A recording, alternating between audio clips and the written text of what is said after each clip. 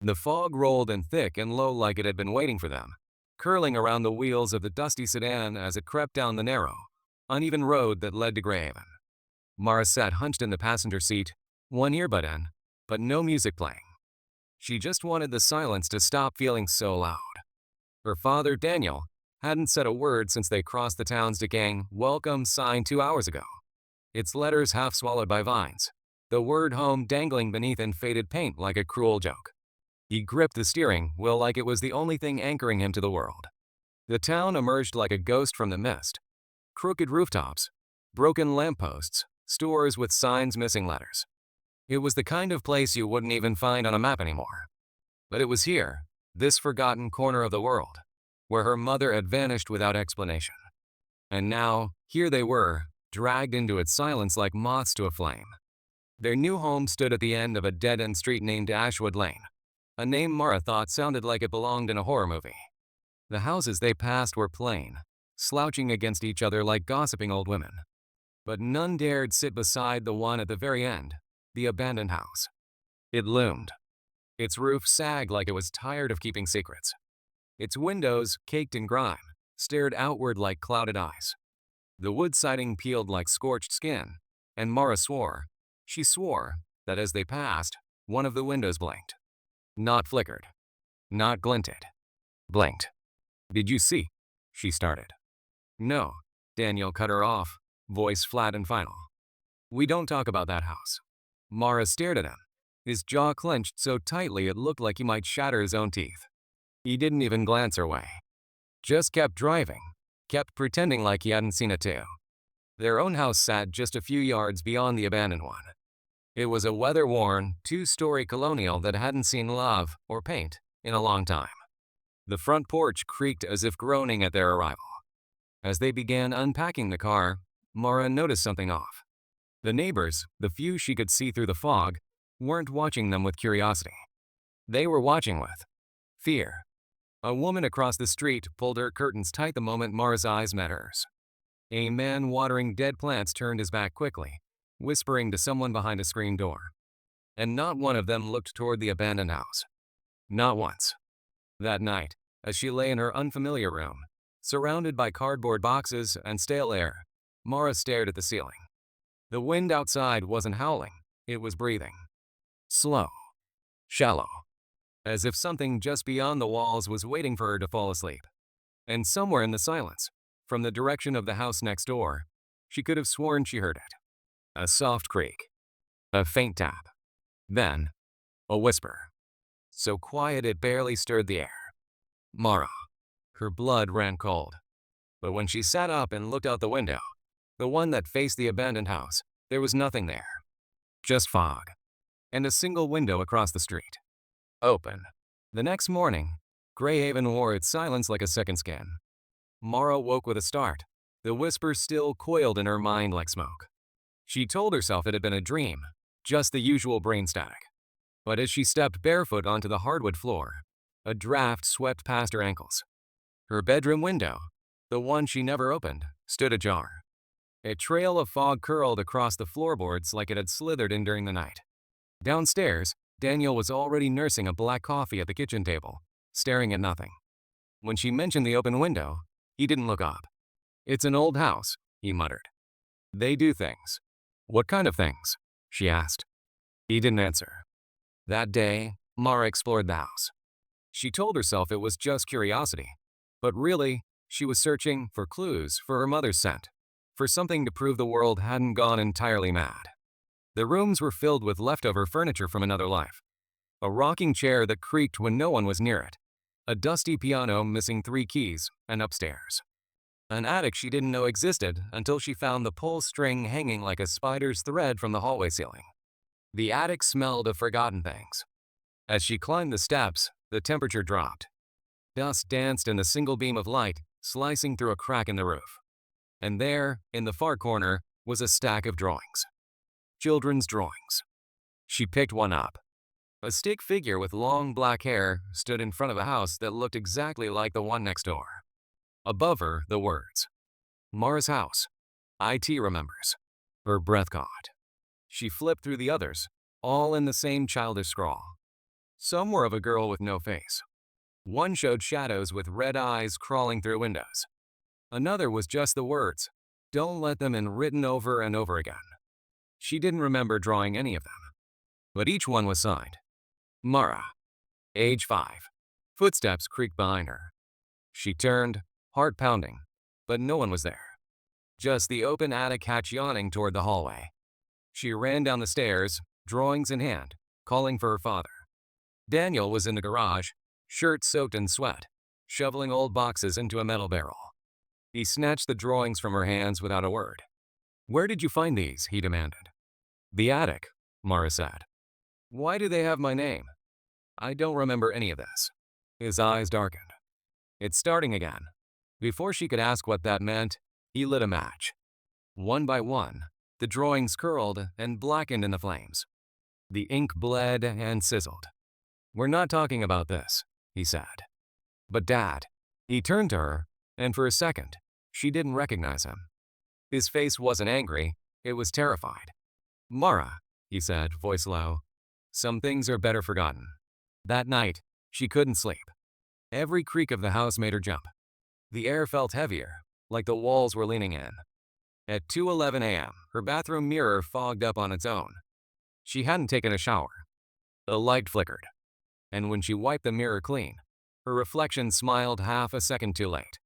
Then came the whispers. First faint, like wind brushing through trees. Then clearer. "Mara, come back.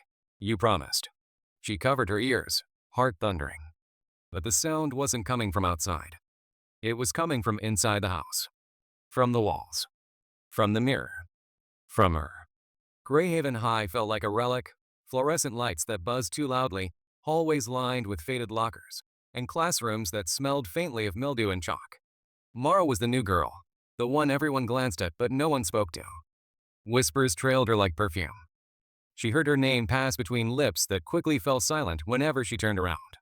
Even the teachers looked at her a little too long. It wasn't until lunchtime, 3 days into her arrival, that someone finally approached her. Theo Maddox. He was lanky, with a crooked smile that looked like it had survived more than one personal storm. He slouched into the seat across from her like they were already friends, dropped a bag of chips between them, and said, "You live in that house." Mara raised an eyebrow. "Is there more than one?" "The one across from the house that's not supposed to exist." "You mean the abandoned one?" Theo nodded, eyes sharp. "It's not abandoned. It's waiting." She gave a nervous laugh. "Right. Okay. So you're the town's official cryptic weirdo?" He didn't smile. Instead, he slid a yellowed newspaper clipping toward her from his backpack. It was old, the edges torn and stained. The headline read, "Local girl disappears, no leads." The photo showed a young girl with light hair, smiling. The date of her disappearance made Mara's stomach drop. It was the same day and month she and her dad moved in, exactly 10 years ago. "You're joking," she said.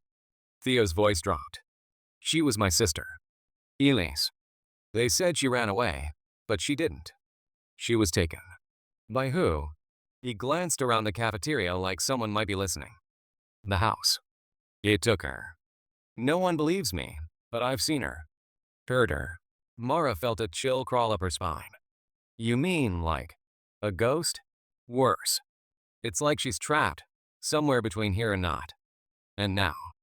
It's like the house is starting again. You're not the first." "First what?" "First girl to move in with holes in her memory. First one to hear things. First one to see things she shouldn't." Mara tried to push the thought away, but her mind was racing. The drawings, the whispers, the mirror. "Why would the house care about me?" she asked. He shrugged. "It remembers people. It holds on. Especially if you've been there before." She froze. "What do you mean, before?" Theo leaned in, dropping his voice. "Have you ever had a memory that didn't feel like it was yours? A dream that felt more like a flashback? A moment where you knew something was wrong, but couldn't explain why?" Mara looked down at the newspaper again. The girl's eyes seemed to follow her. Her name, Elise Maddox, was scrawled beneath in faded ink. Theo pulled something else from his pocket, a note torn at the edges. The handwriting was shaky, like someone had written it in a hurry. "The house's rules. Don't go in. Don't answer the whispers. Don't trust the mirrors. I found this under my pillow a week ago, he said. It's Elise's handwriting. She's still trying to reach me. But how?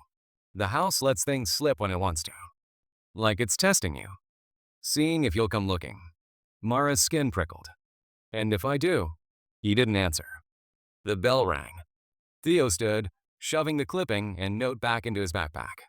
Before walking away, he said over his shoulder, "Whatever you do, Mara, don't look at the top window of that house after midnight. That's when it looks back." The storm came suddenly, thunder that cracked like bones snapping, wind that wailed through Greyhaven's crooked streets like a voice mourning the dead. Mara stood at her bedroom window, the rain lashing against the glass. Her room was lit only by the soft, flickering glow of her bedside lamp. Even that light felt uncertain, like it might give out at any moment. She hadn't spoken to Theo since their conversation about his sister. The newspaper clipping and the note stayed hidden under her mattress. But her mind wouldn't let them rest. Neither would the house. Lately, the whispers were louder. That night, just after 12:07 a.m., Mara's body jerked awake like it had been pulled from a dream mid-fall. She wasn't sure why she'd woken up. Then she heard it, tapping. Slow, deliberate, almost polite. Coming from outside. She crossed the room to her window. Her breath caught. There, in the top window of the abandoned house, the room with the broken shutters and shattered glass, stood a woman. Soaked, still, staring. Lightning flashed. In that instant of white-hot illumination, Mara saw her clearly. It was her mother. Her jaw dropped, heart slamming against her ribs. And Mom? The figure tilted her head, and though it was too far to see her expression, Mara felt the recognition. She took a step back. Her mind rebelled. Her mother was gone, missing, vanished without a trace. But there she was, staring down through the storm. And smiling. Mara didn't even think. She grabbed her raincoat, slipped on her boots, and bolted down the stairs. The power flickered. The house groaned like it disapproved. Her father's door was closed. She didn't dare knock. This was her moment. Her chance. Her proof. She sprinted across the street, rain pelting her skin, and pushed through the rotting front gate of the abandoned house. The air changed as soon as she crossed the threshold, thick, static charged, like she had passed through an invisible veil. The door swung open before she could touch it. Inside, the house was impossibly dry. No dust. No cobwebs. No smell of decay.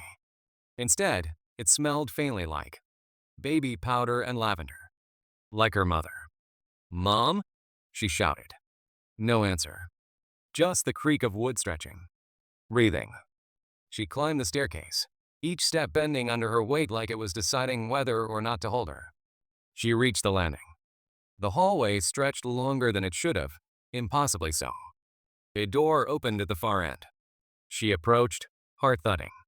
Inside the room, a tea set, perfectly placed on a child's table. Dolls circled the chairs. A music box played a lullaby in reverse. The walls were covered in drawings, all done by a child's hand. Some featured a little girl with dark hair. Others showed a woman standing in a high window, staring down. And in the corner, her mother's coat. The red one. The one she'd worn the day she disappeared. Mara picked it up, trembling. It was warm. Then the room shifted. The ceiling groaned, and suddenly, the walls weren't where they had been. The door she had entered through was gone.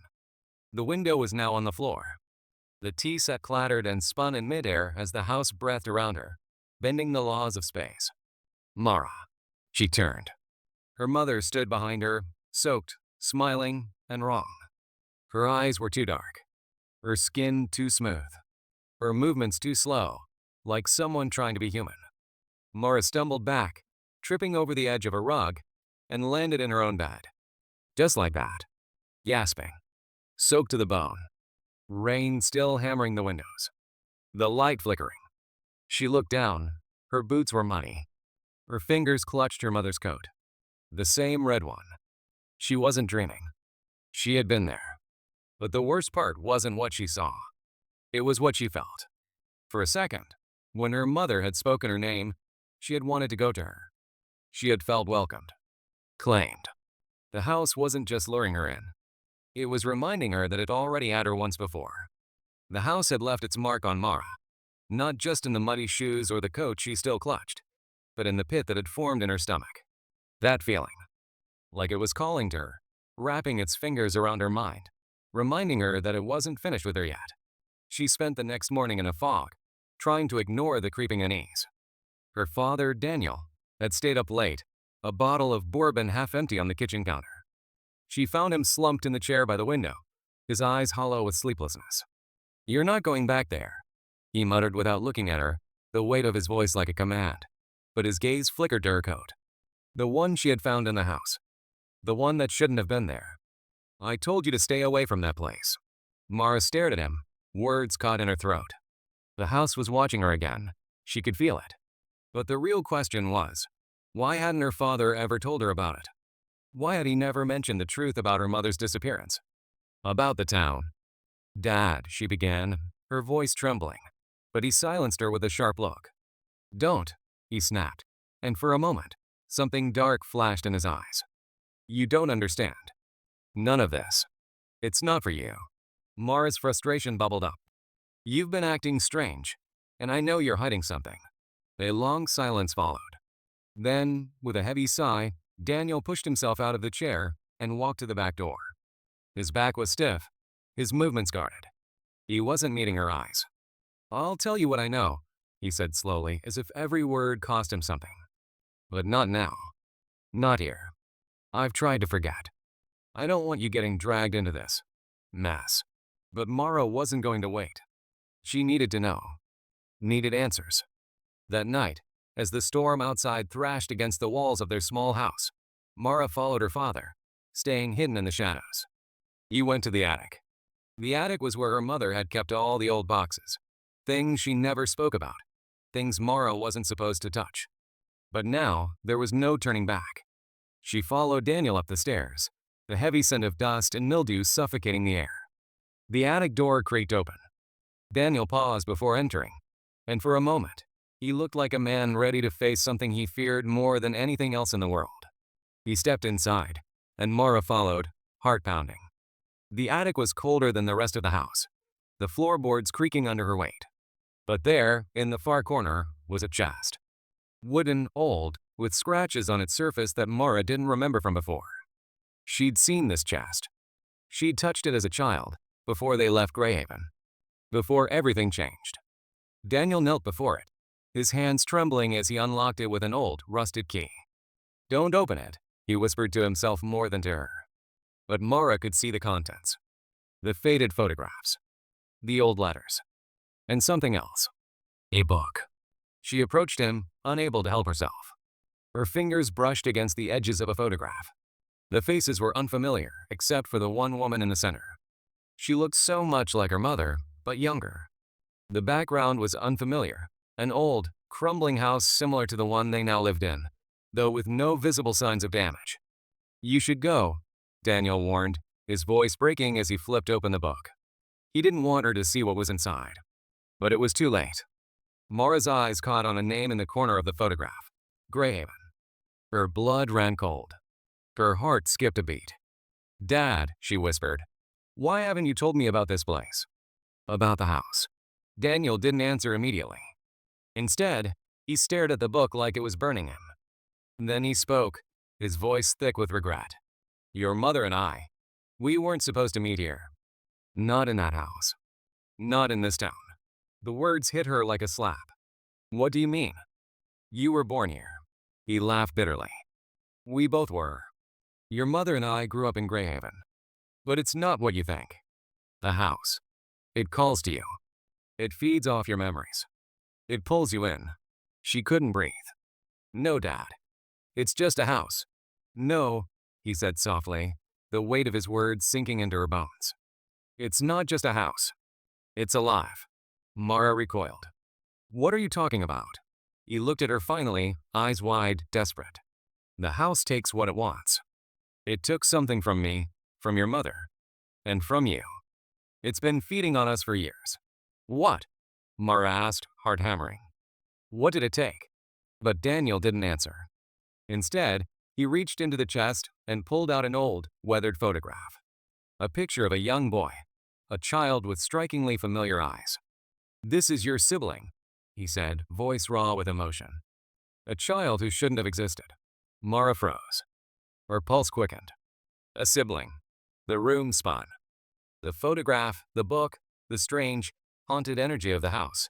It all came crashing down around her. "Your mother erased it all," Daniel continued, his voice shaking. "You were too young. But that day, when we left Greyhaven, we tried to forget what happened. What we did." Mara's mind raced. Her mother had kept secrets from her, buried them beneath layers of protection. But now they were starting to surface. The house had been there all along. And it remembered everything. The house knew. It didn't just stand there, a hollow shell of memories and dust. It sensed Mara's presence, like it had been waiting for her. Every floorboard, every cracked wall, every whispering shadow was connected to her in a way that was impossible to ignore. The attic door slammed shut behind her as Mara stumbled down the stairs, clutching the photograph of her secret sibling in her trembling hands. The words her father had spoken echoed in her mind like a distant, haunting chant. "It takes what it wants. It feeds off your memories." She couldn't understand. How could the house have memories of her when she had forgotten so much? The house had been abandoned for years before they arrived, but it was alive, breathing, pulling at her like the tide pulling a ship toward an unseen shore. "It's feeding on us for years." Daniel's voice had cracked. "The house takes what it wants." As Mara stood in the hallway, the floorboards beneath her feet groaned, as if the house was acknowledging her presence. The air was thick with the scent of mildew, and something else, something faintly metallic, like rust. Suddenly, a sound, faint, but unmistakable. Laughter. Soft, childish giggles. Mara's pulse quickened. She turned her head sharply, searching for the source of the sound, but the hallway was empty. Her reflection in the glass of the hallway mirror was distorted, flickering unnaturally. She took a step forward, heart hammering in her chest, and then it happened. The hallway shifted.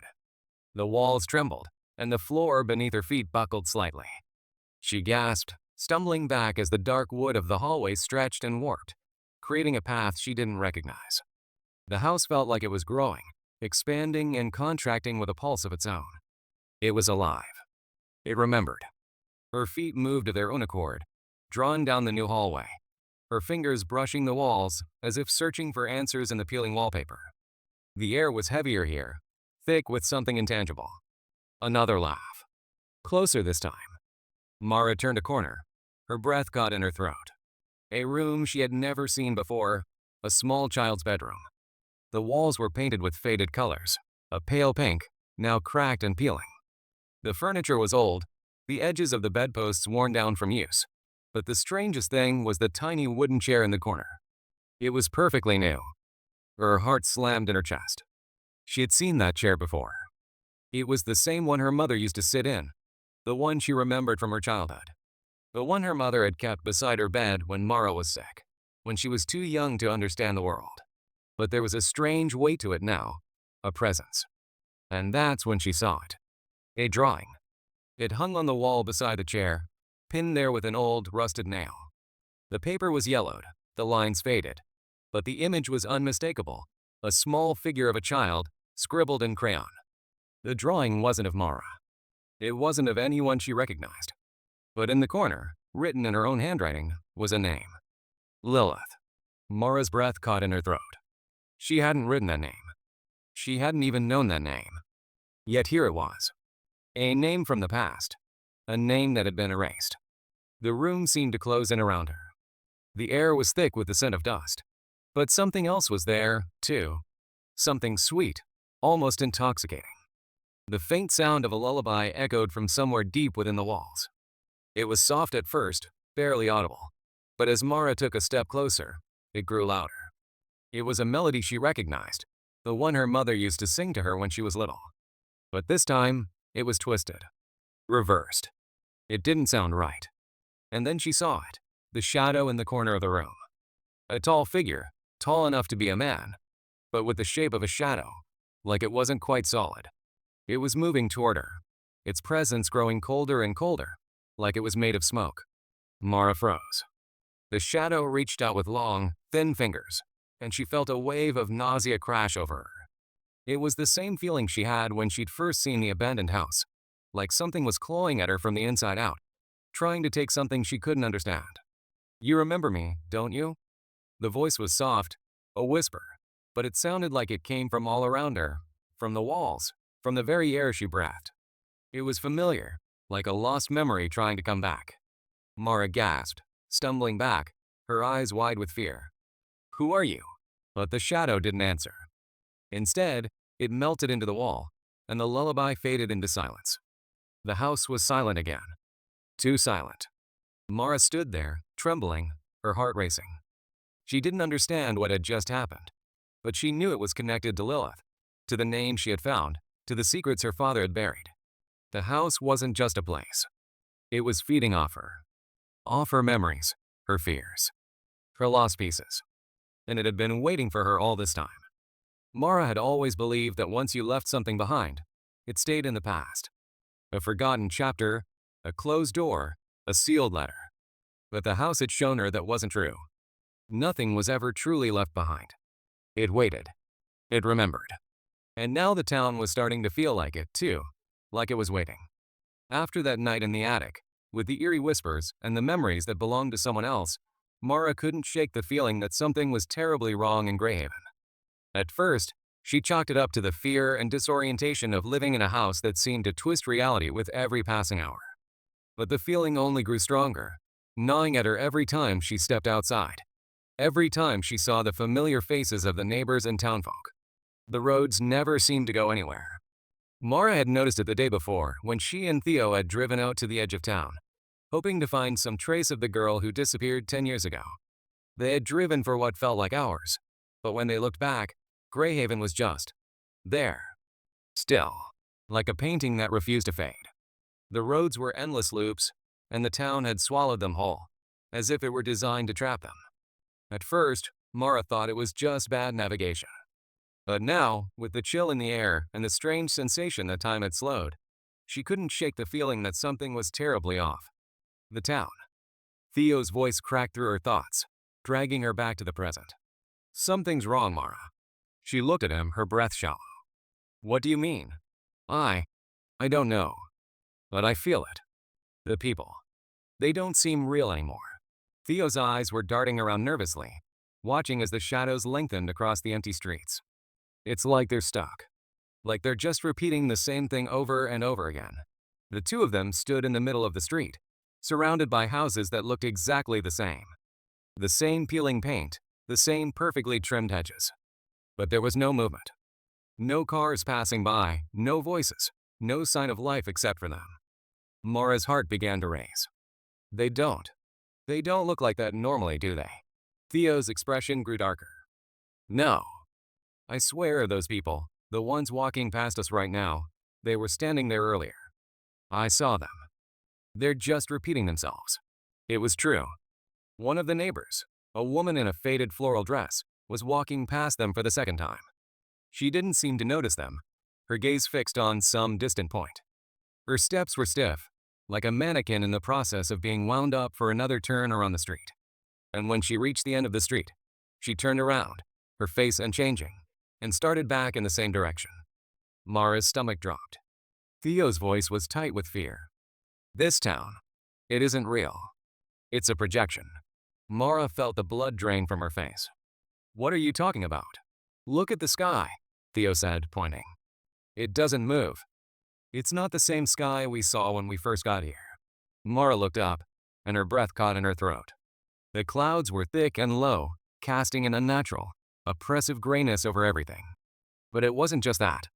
There was something wrong about the way the light bent, how the shadows seemed to move in strange, jerky motions, like the town was a faulty film reel. She turned back to Theo.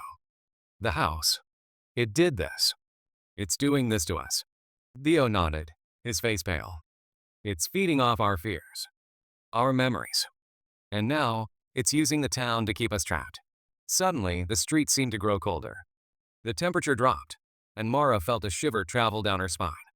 It wasn't just the air that was freezing. The whole town felt like it was slowing down, like the world was holding its breath. Time itself had frozen. Theo grabbed her arm, pulling her toward the end of the street. "We need to get out of here. Now." But when they reached the end of the street, they found that there was no way forward. Just like before, the road didn't continue. The houses stretched on, but they didn't lead anywhere. It was as though the world was ending at the edge of Greyhaven, like it wasn't even a real place.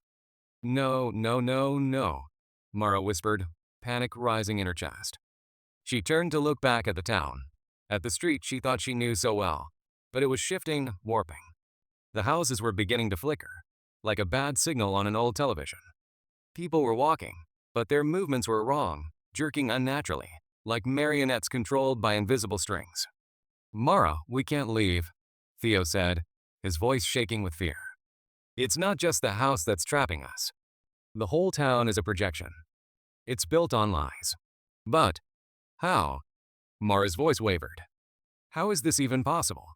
I don't know, but I feel it. The town, the people, the roads.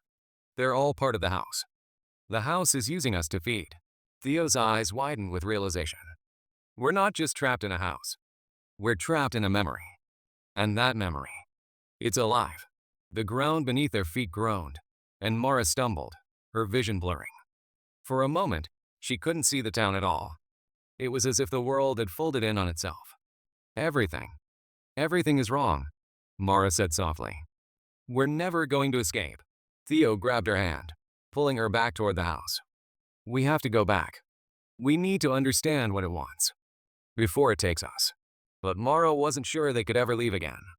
It wasn't just the town or the house. It was everything. They were already part of the house game, part of its endless cycle. And as the world around them flickered again, Mara realized something worse. There was no end to Greyhaven. Mara couldn't believe it. Her mind was racing, her heart pounding in her chest as she stood there, in the middle of the cold, flickering street. Theo's grip tightened on her hand as they stumbled backward, the air around them thick with tension. "Did you see her?" Mara whispered, still trying to process the scene unfolding in front of them. Theo's face was pale, eyes wide with fear. He didn't need to ask who Mara was talking about. The girl standing at the end of the street, just beyond the reach of the dying streetlights, was unmistakable. She was wearing a simple white dress, her long, dark hair tangled around her shoulders like she'd just walked out of a dream. But the girl wasn't a dream. And she definitely wasn't a figment of Mara's imagination. She was real. And she knew Mara. In a way no one should. Mara. The girl's voice echoed through the still air. It was soft, like a whisper carried by the wind, but it held an unnatural weight, as though it was something more than just a voice. Something older. More familiar. Mara's breath caught in her throat. She knew that voice. But how?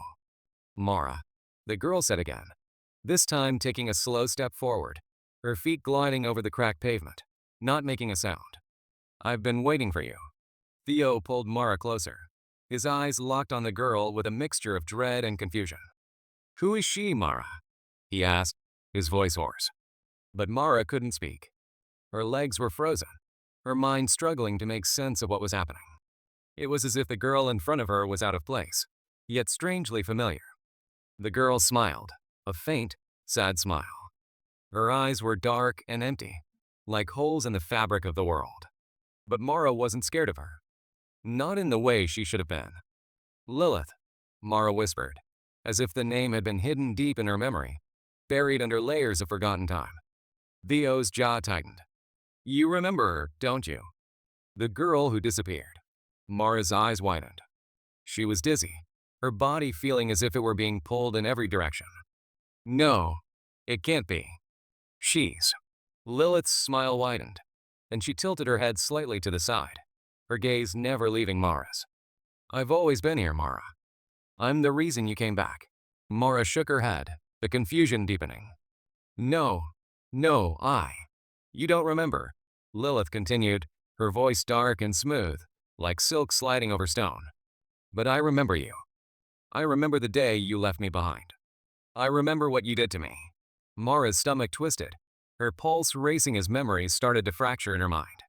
Bits and pieces, like a shattered glass window, started to fall into place. Tea parties with invisible guests, shadows dancing in corners, the sound of a child's laughter that had never been her own. But it was all wrong. Theo's hand tightened on Mara's arm, his voice trembling. What's happening, Mara? Who is she? What does she want? She's my sister, Mara whispered, the words tasting like ash in her mouth. Lilith. She was my sister. She was supposed to have died, but I didn't. Lilith interrupted softly, her voice cutting through Mara's thoughts like a blade. I became part of the house. I was reborn into it, because of you. Because you left me. Mara felt her knees weaken, her body trembling as Lilith stepped closer. The air felt thick, as if it were closing in around them. The entire street, the town, everything, seemed to pulse with a dark, terrible energy, as though the very ground beneath their feet had become a prison, one that had trapped them for far longer than Mara could comprehend. I've been waiting for you, Mara, Lilith repeated, her tone almost gentle, though her eyes were anything but. They were filled with an ancient, predatory hunger. We were meant to be together. We are together. I've always been inside the house, feeding off the memories. Feeding off your fear. Mara's breath came in short gasps as the pieces of her life started to crumble around her. Her mind was racing, but the answer was clear now. She remembered. The accident. The terrible thing that had happened. The thing she'd buried deep in her memory. The thing her mother had tried to erase. I didn't mean to. Mara's voice trembled. I didn't know. I didn't remember. Lilith's smile turned sharp, her eyes flashing with something feral. You did it, Mara. You created me. You created all of this. She stepped forward, her presence suffocating. And now, we're going to finish what was started. Mara could feel the weight of her sister's gaze, the pull of her, like gravity in a place that no longer obeyed the rules of time or space. She wanted to run, to scream, but her legs wouldn't move. She was trapped. The house had her. The town had her. And Lilith, her long-lost sister, the one she had forgotten, was the house-willing servant. No, Mara said, shaking her head, her voice filled with both defiance and desperation. I won't let you. I won't let the house have me. But Lilith's laugh was cold, empty, as she extended her hand, beckoning. It's too late. The house has already taken you. It's already inside you. The world around them twisted, the edges of the town blurring as time seemed to fold in on itself. Mara's heart hammered in her chest, but something in her shifted, a small, fragile spark of resolve. She wasn't going to give in. Not yet. Please, Theo whispered, his voice breaking through the fog. Mara, we can fight this. Together. Mara turned to Theo, his eyes filled with worry, but there was a flicker of hope there too. She knew what she had to do. They were going to break the cycle, together. She had to. But Lilith was already laughing, her laughter mixing with the sound of the house pulse, a dark, rhythmic beat that vibrated through the very air they breathed. The town wasn't real. None of this was real. Except for one thing. And Mara would have to face it. Mara's heart pounded as she stumbled backward, the words Lilith had spoken echoing in her mind, relentless and unforgiving. The house has already taken you. It's already inside you. But that wasn't possible. She wouldn't let it happen. Not now. Not after everything. Let's go, Mara, Theo urged, his voice strained. He was gripping her arm tightly, pulling her toward the end of the street, toward the path that led out of town. There had to be a way out, a way to break free of this twisted, looping nightmare. They had to escape. Mara's mind raced. But no matter how fast they ran, no matter how many turns they made, the streets always circled back to the same spot, the house. The air was thick, heavy with an unseen force, as if the very town itself was conspiring to keep them inside. Mara, we can't outrun it. The town, Theo began, but his voice trailed off as something in his expression shifted. A sudden, fleeting moment of hesitation. His eyes darted to the side, a flicker of guilt crossing his face. What's wrong? Mara demanded, her hand still firmly clutching his. She could feel the tension in his grip, the way his fingers trembled as if he were holding on to something more than just her. Theo swallowed hard, his gaze faltering. Mara, I need to tell you something. The words hung in the air, heavy and ominous. The way his voice cracked sent a shiver down her spine. What? She asked, but she already had a sinking feeling that she wouldn't like what he was about to say. I made a deal with the house, Theo confessed, his voice barely above a whisper. His words felt like a slap in the face, and for a moment, Mara couldn't breathe. "No," Mara whispered, her pulse quickening. "No, Theo. You didn't." He looked away, unable to meet her eyes. "I had to. For my sister. For Lilith. She was gone, Mara. I thought I was going crazy, seeing her in the house. Hearing her. But the house told me it could bring her back. It promised me that if I did what it wanted, it would make everything right." Mara's hands shook, her breath coming in ragged gasps. "And what did it want, Theo? What did it take from you?" Theo finally met her eyes, and Mara saw the agony in his gaze. He was struggling, torn between the guilt of his actions and the love he still felt for his sister who had been lost in the house for so long. "It wanted you," he whispered, his voice trembling with regret. "The house needs you. It needs you to complete the cycle." Mara recoiled, as if the words had physically struck her. "No, you used me." She could feel the betrayal deep in her bones, an icy, suffocating weight pressing down on her chest. "You knew about the house all this time? I didn't want to," Theo said desperately. "I didn't know what else to do." "The house," he broke off, his voice cracking. "The house promised me that Lilith would come back, that everything would be fixed. But it's never enough, Mara. It never is." Mara stepped back, her mind reeling. She couldn't believe it. Theo had been her ally, her friend, the only person who had seemed to understand what she was going through. But now, standing there in front of her, he was a stranger.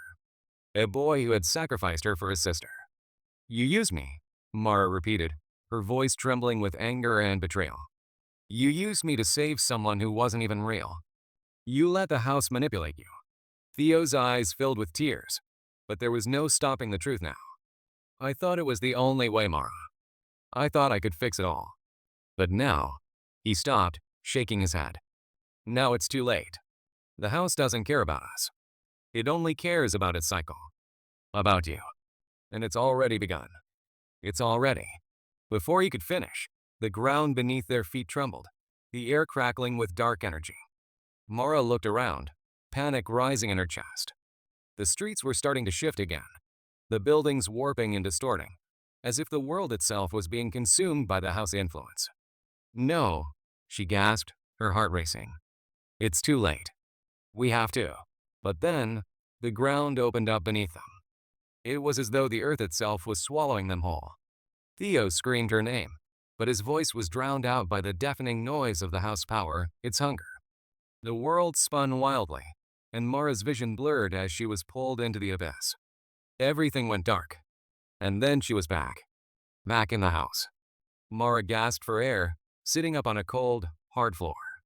She looked around frantically, her surroundings alien but familiar. The walls were made of stone, lined with dark, ancient wood. The smell of dust and decay filled her nostrils. "No," she whispered, her voice trembling with disbelief. "No, no, no. It can't be." The house was alive. It was watching her, feeling her, feeding off her. And it had brought her back. "Mara." Theo's voice called out, but it sounded distant, almost as if it were coming from another room. Mara turned her head, her eyes frantically searching for him. "Theo," she cried, but there was no answer. Only the echo of her voice bouncing off the stone walls. She stood, her legs shaking, as the house seemed to breathe around her. And then, from the far corner of the room, a figure emerged, Lilith, her cold eyes locking onto Mara's with an intensity that made her blood run cold. "It's over now, Mara," Lilith said softly, her lips curving into a cruel smile. "You're here. You've come home." Mara's stomach twisted in fear, and a sense of hopelessness washed over her. She had no escape, no way out. The house had her. And now, it was going to finish what it started. Mara's breath caught in her throat as she stood face to face with Lilith. The girl's eyes, cold and lifeless, bore into her, unblinking. The air was thick with tension, as if the house itself were holding its breath, waiting for Mara to make her move. "You're not real," Mara whispered, the words barely escaping her lips. She had to be dreaming. She had to be. The house was trying to make her see things, trying to twist her mind. But something deep inside her refused to believe that Lilith, her Lilith, was standing before her. Lilith smiled, her expression sad, almost pitying. I'm as real as you are, Mara. As real as this house is. You don't remember me, do you? Not yet. The ground beneath Mara's feet shifted, a low groan of the house's ancient bones reverberating through her. The walls creaked, the shadows dancing and contorting in ways that defied logic. She could feel it again, the suffocating weight of the house influence, like a heavy hand pressing down on her chest, stealing her breath, her will. It wanted her, needed her. Mara shook her head, fighting the pull, the temptation to give in. But it was hard. The house was so close, so alive, and her memories were still clouded, fragmented. But there was one thing she was sure of. She wasn't going to let it win. Not again. Mara. Lilith spoke softly, her voice like silk, but it carried an edge of something darker. Do you remember the accident? The word hit Mara like a punch to the gut, the world blurring as the long suppressed memory began to surface. She had been a child, young and innocent, unaware of the darkness that had lurked in the house. It had been a game, a terrible, tragic game, but the house had twisted it all into something unrecognizable. I remember. Mara's voice cracked as the memory unfolded, a flood of images crashing into her mind. The laughter of children, the warmth of the sun, the feeling of safety, and then the scream.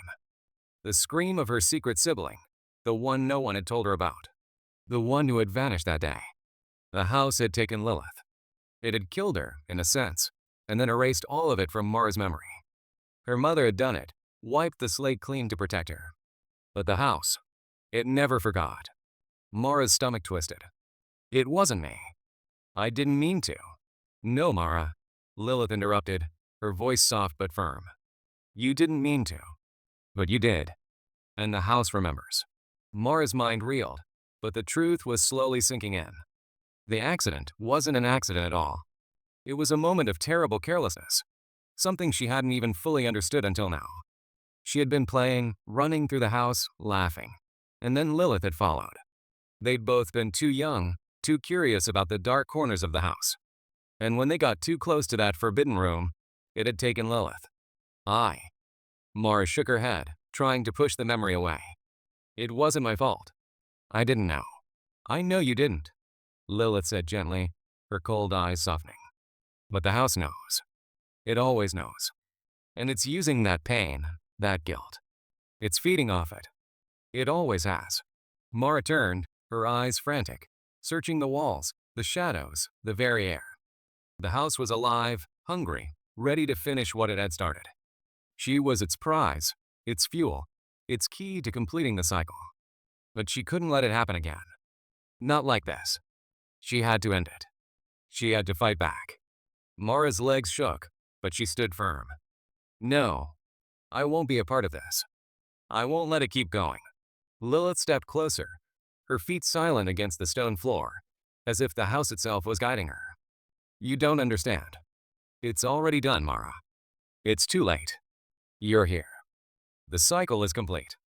All that's left now is for you to join us. I'm not joining anyone, Mara said fiercely, her voice steady despite the panic rising inside her. Not you. Not the house. Not anyone. The house seemed to shudder, the walls trembling in response to her words. The air thickened, the shadows stretching, whispering. But Mara wasn't backing down. Not now. You think you can stop it? Lilith asked, her smile turning darker, her face twisting with a mixture of sorrow and something else, something that didn't belong. The house has already taken you. It has you. It always has. No, Mara insisted, shaking her head. I'm not staying. She closed her eyes, and in that moment, the memories came flooding back in a rush. The house, the tragedy, the hidden corners of her life she had been kept from. The house was made of forgotten moments, regret, pain, and now it wanted to consume her. But Mara wasn't afraid. She wasn't the same frightened girl who had stumbled into Greyhaven, unsure of what awaited her. She had uncovered the truth, fought through the lies, and now she was ready to face the heart of it all. She stepped forward, her voice shaking but full of defiance. I won't let you keep me in this loop. You're not in control of me anymore. The air around her cracked, the walls closing in, but Mara stood her ground. She reached into her mind, into the core of her memories, and made a choice. A choice to end it, to break the cycle. And with that, she stepped into the heart of the house. Everything around her erupted in a burst of white light, blinding her, searing through her consciousness. Mara couldn't see. She couldn't feel anything but the overwhelming presence of the house, the weight of its years, of its hunger, all crashing down on her. And then, there was silence. For a moment, everything was still. When Mara opened her eyes again, she was standing outside. The streets of Greyhaven were gone. The house at the end of the street was no longer there. The town was collapsing in on itself, crumbling like dust, scattering into nothingness. But Mara stood tall, no longer a prisoner of the house, no longer a pawn in its game. She had broken it. But in the distance, just beyond the horizon, there was a faint glimmer. A new house waiting. Mara's chest tightened as she turned away. The cycle wasn't truly over. It was only just beginning. The next family was already on their way,